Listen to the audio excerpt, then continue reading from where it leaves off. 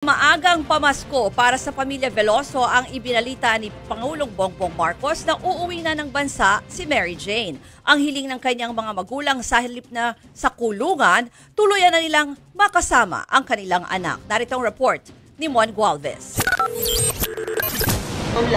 Walang mapagsidlan ng tuwa ang mag-asawang Cesar at Celia Veloso. Kasunod ito ng balitang makakauwi na sa bansa ang anak nilang si Mary Jane. Tila maagang pamaskuro ito sa kanila. Si Tatay Cesar, biglang araw na ibsa ng iniindang pagkahilot paninikip ng dibdib nitong mga nakaraang buwan. Mas malakas na ang katawan ko, parang wala na akong sakit. Ang pakiramdam ko sa nabalitaan ko na uuwi na yung aking anak. Para ho bang... Parang may nakadagan naman bigat sa amin na wala akong bigla lahat. Ang panganay na anak ni Mary Jane, labis din ng saya nang sabihin sa kanya sa telepono ang good news. Tagal na rin po ng panahon na hindi kami magkakasama. Miss na po namin buong pamilya po.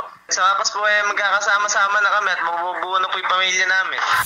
Taong 2010 nang arestuin sa Indonesia si Mary Jane matapos mahulihan ng higit 2 kilo ng heroin sa kanyang maleta. Git ni Mary Jane, ipinadala lang ito ng recruiter na hinihinalang parte ng isang malaking sindikato. Kaya naman si Nanay Celia, may pangamba raw na baka balikan si Mary Jane ng sindikato oras sa makabalik sa Pilipinas. Hiling ng pamilya, mabigyan na lang ng clemency at hindi na makulong pa sa bansa si Mary Jane. Mami naman na yun talaga may-ari talagang siya biktima lang. Siguro naman po, tama naman na po yung maglalabing 5 taon din siya sa kulungan na naghihirap at napakatanda doon. Wala pa mang eksaktong petsa, pero pinaghahandaan na raw nila ang muling pag-uwi nito sa Pilipinas. Kahit kapos sa budget, pipilitin daw nilang makapaghanda ng adobong baboy at inihaw na isda na madalas request ni Mary Jane. Sakaling tuluyang payagang makauwi sa kanilang bahay si Mary Jane, may nakala na kaagad na kwarto para sa kanya. Nakapwesto na nga rito yung kama, may ilang appliances din gaya ng electric fan at may aircon pa. Ilan ito sa matagal nang inihanda ng pamilya para kay Mary Jane. Nakatakda sanang bumiyaya mga magulang at anak ni Mary Jane sa Indonesia ngayong Disyembre. Pero dahil sa anunsyong pagpapauwi na rito, baka hindi na raw yan matuloy. Ako po ay nagpapasalamat sa ating Pangulo na naaksyonan na yung kaso ni Mary Jane, na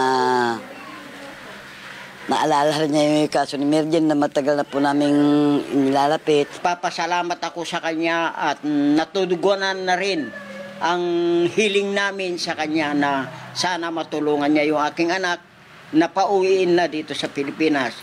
Mas nabuhayan daw ngayon ng pag-asa ang pamilya Veloso na ilang Pasko ring di nakasama si Mary Jane dito sa Pilipinas. Nagbabalita mula sa Frontline, Mon Gualvez, News 5.